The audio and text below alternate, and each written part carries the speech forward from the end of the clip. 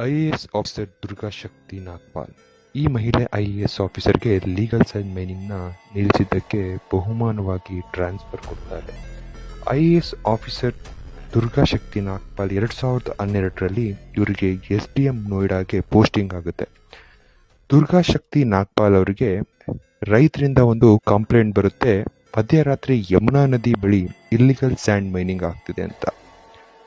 ಕೃಷಿಗೆ ತೊಂದರೆ ಆಗ್ತಿದೆ, ಭೂಮಿಯ ಸಮತೋಲನದಲ್ಲಿ ಬದಲಾವಣೆಯಾಗಿ ಪ್ರವಾಹದ ಭೀತಿ ಎದುರಾಗುತ್ತೆ.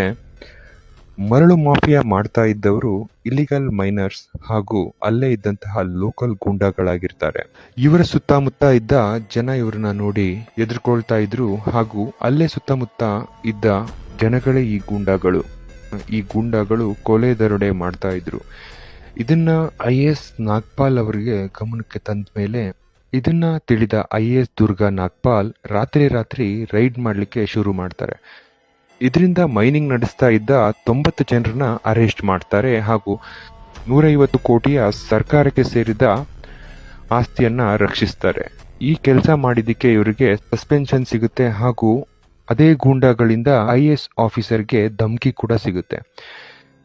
ಈ ಸಸ್ಪೆನ್ಷನ್ನ ತಿಳಿದಂತಹ ಊರಿನ ಜನಗಳು ಧರಣಿ ಕೂರ್ತಾರೆ. ಸತತವಾಗಿ 2 ತಿಂಗಳ ಪ್ರಯತ್ನ ನಂತರ ಸಸ್ಪೆನ್ಷನ್ ಇದ್ದ IAS ದುರ್ಗಾ ನಾಗ್ಪಾಲ್ ಅವರು ಮತ್ತೆ ಕೆಲಸಕ್ಕೆ ವಾಪಸ್ ಬರ್ತಾರೆ. ಮತ್ತೆ ಕೆಲಸಕ್ಕೆ ಬಂದ ಮೇಲೆ ಇವರು ಬಂದ ಡಿಸ್ಟ್ರಿಕ್ಟ್ ಮಿನಿಸ್ಟರ್ ಜೈಲಲ್ಲಿ ಇರ್ತಾರೆ. ಅಲ್ಲಿಗೆ ಸರ್ಪ್ರೈಸ್ ವಿಸಿಟ್ ಕೊಡ್ತಾರೆ. ಅಲ್ಲಿ ಮುಕ್ತಾ ಅನ್ಸಾರಿಗೆ ಕೊಡ್ತಾ ಇದ್ದ VIP ಟ್ರೀಟ್ಮೆಂಟ್ನ ನಿಲ್ಲಿಸಲಿಕ್ಕೆ ಆದೇಶ ನೀಡ್ತಾರೆ. ಈ ಸ್ಟೋರಿ ಭಾರತ ದೇಶದ ದಿಟ್ಟ ಮಹಿಳೆ IAS ದುರ್ಗಾ ಶಕ್ತಿ ನಾಗ್ಪಾಲ್.